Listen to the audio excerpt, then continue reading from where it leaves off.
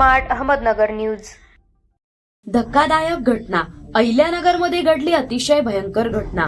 गुलमोहर रोडवर नवलेनगरमध्ये स्वतःच्या मुलानेच केला आईचा खून। नवलेनगरमध्ये घडलेल्या या घटनेमुळे परिसरात खळबळ उडालीये। ही घटना मंगळवारी दुपारी 2च्या सुमारास घडली। संशयित मुलास ताब्यात घेण्यात आले आहे।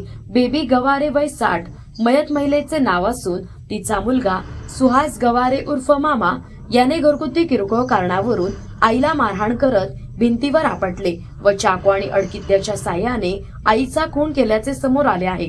तसेच घटनेची माहिती मिळताच तोफखाना पोलिसांनी घटनास्थळी धाव घेतली।